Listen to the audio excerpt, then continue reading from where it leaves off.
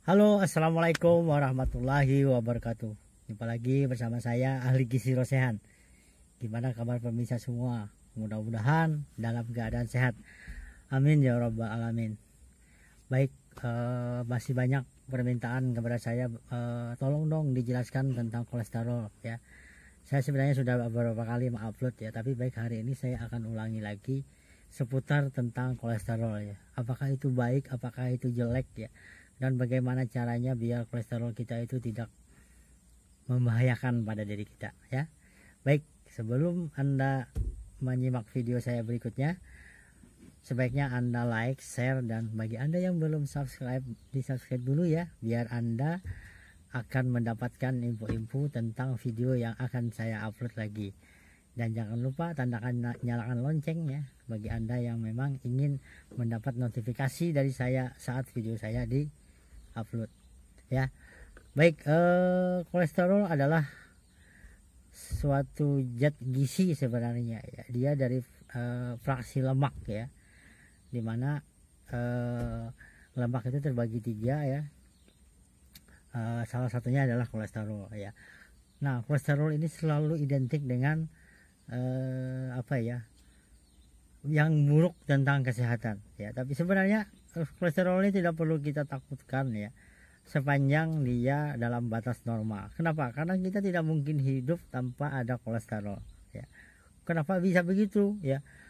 Kenapa? Karena kolesterol itu berperan dalam berbagai reaksi tubuh ya, metabolisme tubuh. Tanpa kolesterol mungkin kehidupan tidak ada ya. Contohnya, kolesterol itu adalah bahan dasar pembuat hormon. Nah, kita tahu hormon kan sangat penting bagi kita ya. Contohnya hormon insulin. Saat seseorang tidak punya hormon insulin, ya pastilah udah dikatakan bahwa orang tersebut terkena diabetes mellitus. Nah, kita tahu bahwa diabetes mellitus juga tidak baik bagi kesehatan ya. Kalau kita tidak mengelola pola makan yang baik, itu malah berbahaya. Misalnya gula darah kita tinggi yang berdampak buruk bagi kesehatan kita ya. Nah, oleh karena itu kita harus mengkonsumsi kolesterol itu dengan bijak ya. Jangan sampai kita takut gitu ya. Kemudian kolesterol juga sebahan dasar pembentukan saraf ya. Ya, dari saraf-saraf kita itu juga sebenarnya bagian dari kolesterol ya. Nah, dia sangat penting bagi kita untuk bisa beraktivitas ya. Saraf kita bisa berbaik, bisa berfungsi dengan maksimal gitu ya. Nah, oleh karena itu kita tidak bisa pungkiri juga bahwa kolesterol sangat penting gitu ya. Nah, kemudian juga kolesterol sebagai bahan dasar untuk membuang lemak yang jahat juga ya, yang kita kenal dengan HDL ya. Nah, ini yang harus diperhatikan. Nah, cuma memang ya, kalau kolesterol itu berlebih, nah, dia akan berbahaya ya. Kenapa? Karena dia bisa menempel di pembuluh darah kita ya, sehingga pembuluh darah kita menjadi sempit, yang kita kenal dengan arteriosklerosis. Nah, pembuluh darah yang menyempit ini sangat berbahaya, berisiko ya kalau tekanan darah kita tinggi. Misalnya ada selang, kita pencet, tekanan pompanya kencang, kita pencet, akhirnya selangnya bisa pecah gitu ya pemirsa ya. Nah, pecahnya pembuluh darah ini kalau di otak namanya stroke, kalau di jantung namanya serangan jantung. Nah, itu cikal bakal dari serangan jantung dan stroke itu sebenarnya salah satu penyebabnya adalah kolesterol yang berlebih. Kenapa? Karena kolesterol itu dia kalau berlebih jahat, dia bisa menempel gitu ya, menempel di pembuluh darah kita. Nah, oleh karena itu kita harus menjaga jangan sampai kolesterol kita berlebih. Tapi kita tidak bisa menghindar ya, kita sangat butuh dengan kolesterol. Oleh karena itu kita harus menjaga pola makan, jangan sampai kolesterol kita berlebih. Nah, uniknya lagi, Tuhan yang Maha Kuasa, Allah yang Maha Kuasa itu bisa membuat kolesterol dalam tubuh kita kalau kita kekurangan ya. Artinya hati yang berperan di sini yang membuat kolesterol itu. Seandainya kita kurang mengkonsumsi bahan dasar kolesterol, tubuh akan mengeluarkan kolesterol itu karena dia berperan penting dari dalam metabolisme berbagai hormon ya. Nah, tanpa hormon bekerja dengan bagus sangat berbahaya bagi kita ya. Baik, kolesterol ini sering diidentik dengan sesuatu yang berbahaya ya. Makanya kita ada mengenal namanya kolesterol fobia ya. Artinya kolesterol yang sangat ditakutin gitu ya. Yang sangat ditakutin, yang bisa menyebabkan kematian dan lain-lain. Nah, akhirnya orang takut makan kolesterol ya. Padahal kolesterol itu penting bagi tubuh kita agar kita bisa melakukan berbagai reaksi dalam tubuh ya.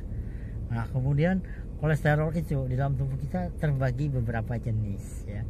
Kita mengenal adanya VLDL ya, very low density lipoprotein ya. Kemudian LDL, low density lipoprotein. Kemudian ada juga yang bagus tuh HDL ya, high density lipoprotein, dan VLDL ya.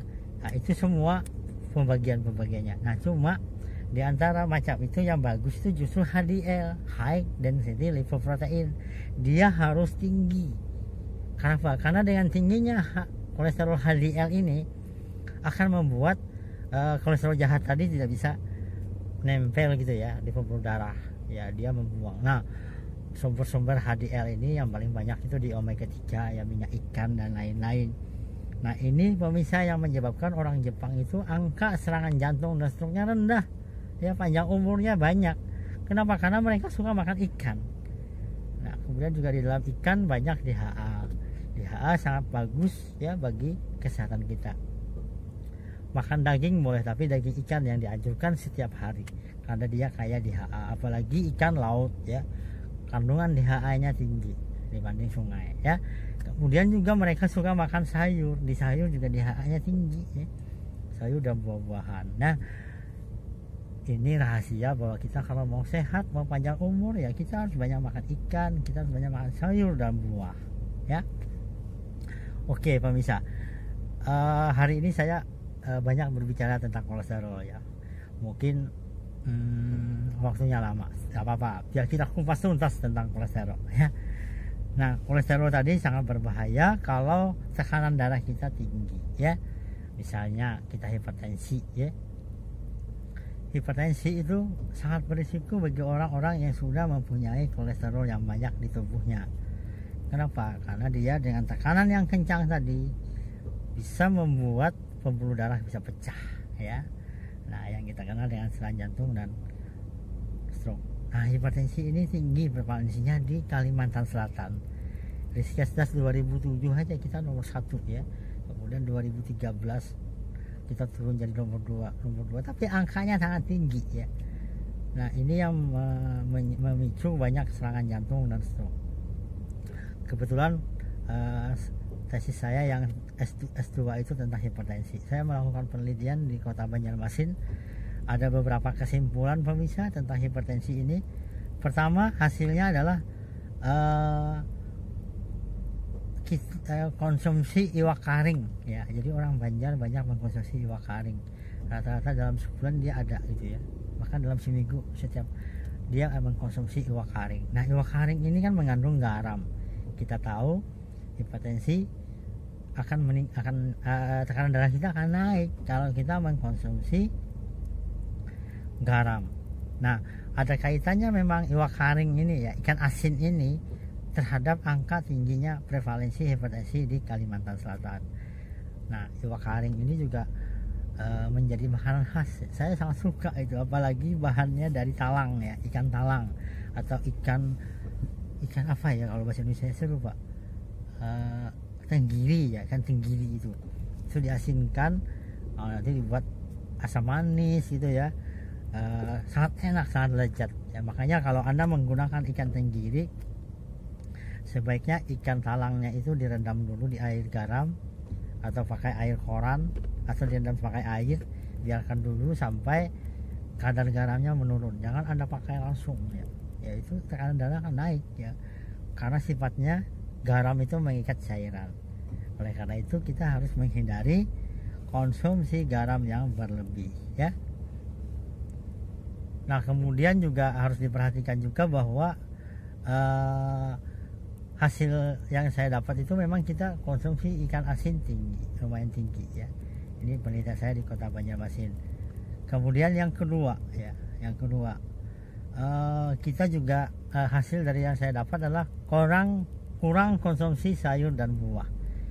Ya, rata-rata kita kurang dalam mengkonsumsi sayur dan buah, sehingga ini tidak baik bagi kesehatan karena dia kaya serat ya, yang menyebabkan serat yang banyak itu menghindari tekanan darah kita naik. Kemudian sayur dan buah juga kayak kalium. Kalium ini berperan menurunkan tekanan darah sehingga tidak naik ya. Oleh karena itu konsumsi sayur dan buah itu dianjurkan setiap hari ya. Kalau sayur itu 3 porsi sehari, pagi, siang, sore. Kalau buah itu 4 porsi. Nah, kita kurang dalam mengkonsumsi sayur dan buah. Oleh karena itu kita harus memperhatikan bagaimana melihat tidak. Bagaimana kita harus memperhatikan dalam hal mengkonsumsi sayur dan buah itu biar kita rajin ya. Karena itu kita selalu mengkonsumsi buah dan sayur ya. Oke. Berikutnya hasil penelitian saya berikutnya adalah konsumsi natrium atau garam kita semuanya ya kemarin itu di atas 2300 mg per dl. Miligram gitu ya, bukan 2500 mg, 2300 mg. Kita sehari kebutuhan garam itu hanya 2300. Nah, dari hasil yang saya dapat di atas semua ya, dan dari beberapa penelitian juga saya dapat di beberapa jurnal, hampir rata-rata kita di atas 2300. Nah, ini juga terjadi di Banjarmasin. Sehingga apa? Sehingga menyebabkan ini yang mempengaruhi juga kandungan dari kenaikan tekanan darah. Nah, secara jujur ya, kita logis saja, konsumsi kita sehari aja kita sudah hampir melebihi. Apalagi kalau kita makan iwak kering, makan penyedap rasa ya, dan lain-lain itu akan meningkat. Oleh karena itu cara bijak adalah kita selalu mengkonsumsi sayur dan buah. Kenapa? Karena di sana ada namanya kalium. Ya, kalium ini yang membuat keseimbangan antara natrium dan kalium. Nah, jadi kalau kita tidak bisa menghindari konsumsi garam berlebih, kita makan buah ya dan sayur biar imbang, terhindar dari hipertensi. Kemudian berikutnya adalah kurang mengkonsumsi susu ya. Hasilnya yang saya dapat, kita dianjurkan mengkonsumsi susu ya, apalagi susu non lemak ya, non fat itu 1 gelas sehari recommendednya. Nah, yang saya dapat konsumsi susunya kurang dari 1 gelas. Rata-rata kita kurang minum susu. Kenapa? Ternyata kalsium yang ada di susu dari beberapa penelitian dapat menurunkan tekanan darah ya. Asal Anda hindari susu yang tinggi lemak ya. Nah, jadi kurang juga ya. Nah, ini yang dapat saya hasilkan dari penelitian saya kemarin.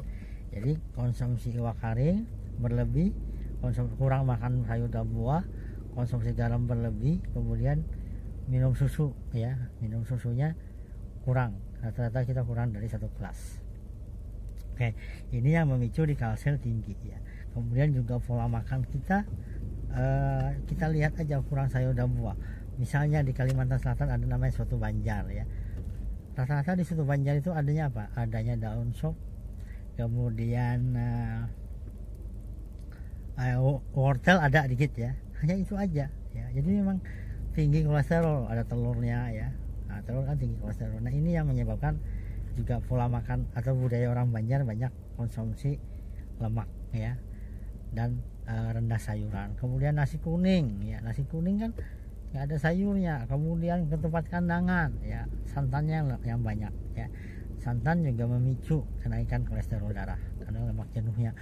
Kemudian juga makanan khas Mandai Mandai atau cempedak ya kalau orang bahasa Indonesianya, tapi kalau bahasa kita Mandai itu diasinkan ya, waduh enak banget, katanya lebih enak dari ayam ya. Kata almarhum John Trala, Mandai itu adalah ikan yang kakinya paling banyak. Karena banyak sekali ikan ya kakinya itu ya. Nah, ini yang menyebabkan memicu juga kenaikan tekanan darah. Kemudian iwak samu ya, iwak wadi ya. Nah, ini pakasam gitu ya. Kemudian ini juga memicu tekanan darah jadi naik ya. Nah, ini mungkin pemirsa jadi harus hati-hati bahwa kita mengkonsumsi bahan makanan ini harus mengurangi, jangan sampai kita berlebih ya. Baik. Nah, itu tadi mengenai hipertensi, kenapa banyak di Kalimantan Selatan. Kita kembali lagi ke kolesterol ya. Oleh karena itu, orang yang mempunyai kolesterol yang tinggi yang bisa menyebabkan tekanan darah jadi naik akan berisiko terkena serangan jantung dan stroke. Nah ini yang harus kita jaga, jangan sampai kita bisa terkena penyakit yang berbahaya ini ya, karena konsumsi yang berlebih itu juga memicu serangan jantung dan stroke. Jadi kita harus mengurangi konsumsi kolesterol ya. Nah ini perjalanannya kenapa kolesterol itu berbahaya kalau berlebih ya.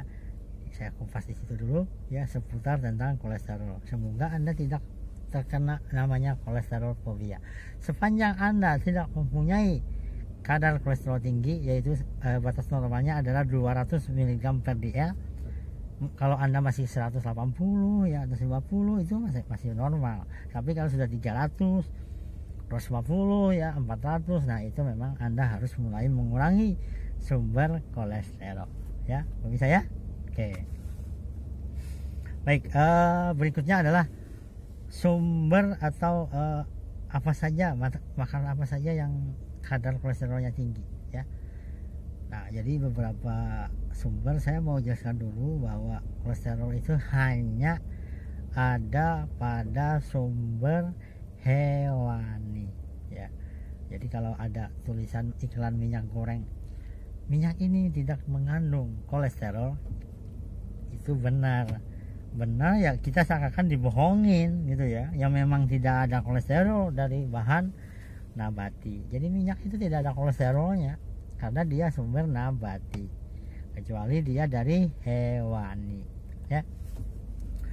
Nah sumber kolesterol itu dari hewani, baik saya akan jelaskan apa saja yang kandungan kolesterolnya tinggi ya. Pertama adalah jeroan. Nah saya selalu bilang bahwa jeroan ini makanan yang sangat berbahaya ya bagi kita kalau berlebih. Kenapa? Karena di jeroan itu kadar natriumnya tinggi, kadar asam uratnya tinggi, kadar kolesterolnya tinggi. Jeroan adalah bahan makanan dari pencernaan hewan ya. Nah jadi apa saja? Hati ya, ginjal, limfa, paru, usus, semuanya tinggi kolesterol. Nah, bagi Anda yang sudah mengalami kenaikan kolesterol, Anda harus menghindari makanan jenis ini. Dan makanan jenis ini kadang-kadang tanpa kita sadari ya pemirsa ya. Misalnya di sate, ya satenya kan nggak sate daging, tapi sate usus, sate hati, sate apa lagi ya? Banyak sekali sih sate-sate ya yang kita tanpa kita sadari ternyata sate yang mengandung jeroan ini sangat berbahaya ya. Kemudian juga dalam bentuk makanan khas ya, misalnya dari hati, dari limfa ya, misalnya dari makanan khas Padang ya, itu kan ada hati, ada limfa. Jadi bagi Anda yang mempunyai kolesterol tinggi, dari dulu ya makan itu ya, pilih aja misalnya makan Padangnya dari ikan ya, karena memang enak sih ya, saya suka banget juga kayak limfa itu ya, enak banget ya. Tapi tidak baik bagi kita kalau mempunyai kolesterol yang berlebih ya. Kemudian sumber yang kedua adalah otak ya, otak-otak ya, ini otak sapi ya, otak-otak ini kadar kolesterolnya sangat tinggi ya, bahaya sekali kalau kita konsumsi berlebih. Anda akan mengalami penyakit-penyakit yang berisiko tadi ya, serangan jantung dan stroke. Oleh karena itu Anda harus mengurangi ya. Nah kemudian sumber berikutnya adalah telur ya. Nah telur tinggi kolesterol pemirsa, tapi di kuningnya ya. Kalau Anda makan yang putih aman, hampir 200 mg ya per bijinya ya kolesterolnya. Jadi kalau Anda makan 2 aja udah berlebih. Tapi bagi Anda yang tidak mengalami kenaikan kolesterol tidak masalah.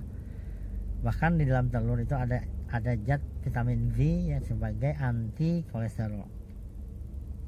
Nah ini yang harus Anda perhatikan ya, kurangi itu. Kemudian berikutnya adalah susu. Susu juga tinggi kolesterol ya. Bagi Anda yang mempunyai kenaikan kolesterol, Anda mengurangi konsumsi susu ya. Keju ya olahannya ini juga tinggi kolesterol. Kemudian mentega ya. Apa beda mentega dan margarin? Kalau margarin dari tumbuhan, kalau mentega dari hewan. Nah mentega juga kadar kolesterolnya tinggi, juga garamnya tinggi ya. Kemudian daging yang berlemak, semua daging yang berlemak itu mengandung kolesterol ya. Kalau mau makan daging, pilih daging yang kurus atau yang lemaknya tidak terlalu banyak. Jangan makan sup buntut ya. Aduh, enak banget ya kalau makan sup buntut. Kita akan lebih apa ya, enak ya, sangat enak ya pemirsa kalau kita makan sup buntut. Oleh karena itu kita akan mulai menghindari makanan-makanan itu kalau kita mengalami kenaikan kolesterol ya. Kemarin habis hari raya Kurban kita dapat daging ya. Saya kemarin dapat banyak sekali ya, tulangannya itu saya masakin untuk di komplek. Wah, saya buat sup buntut, wah enak banget, ada yang besar-besar gitu ya. Kalau Anda mau makan juga ya sekali-kali boleh, tapi kalau Anda kadar tinggi ya jangan ya. Dan ini sangat jarang kita konsumsi. Jadi daging itu hindari, kalau bisa sebulan sekali aja kita makan daging ya. Di samping harganya mahal, kandungan kolesterolnya juga tinggi ya. Perbanyak makan ikan ya, karena ikan menyehatkan. Tapi ikan mahal loh Pak. Oh, ya memang mahal, tapi cari ikan yang murah kan ada ya. Jangan beli ikan-ikan yang ya kakap ya, itu ya mahal ya. Kalau yang jenis-jenis ikan sungai kayaknya tidak terlalu mahal ya. Nah, sumber kolesterol dari susu tadi ya, susu dan olahannya. Kemudian kolesterol tadi dari telur juga ya. Kemudian dari berbagai produk olahan. Nah, ini yang tadi di es krim itu kolesterolnya tinggi loh ya, karena di situ ada susunya ya.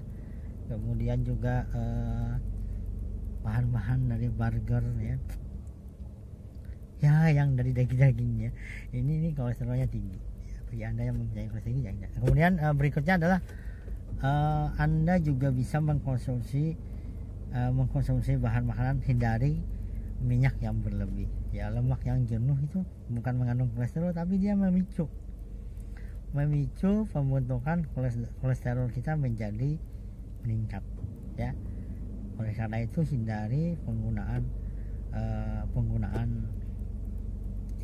berlebih ya, minyak jenuh yang berlebih. Jadi Anda mulai mengurangi goreng-gorengan ya. Kenapa? Karena memang gorengan ini ada di semua makanan ya. Pagi kita suka yang digoreng-goreng ya, kecuali minyaknya dari bunga matahari atau bunga zaitun ya. Tapi kalau dari minyak sawit ya, lemak jenuhnya juga ada ya, apalagi minyak kelapa ya. Nah, banyak lagi sumber kolesterol yang lain yang kalian harus waspada. Anda bisa lihat di Google mungkin, tulis aja misalnya sumber kolesterol itu banyak keluar, rata-rata dari hewan ya, nggak ada dari tumbuhan. Biasanya yang enak-enak ya, karena memang lemak itu yang memberi rasa enak pada produk makanan ya pemirsa. Nah, dari itu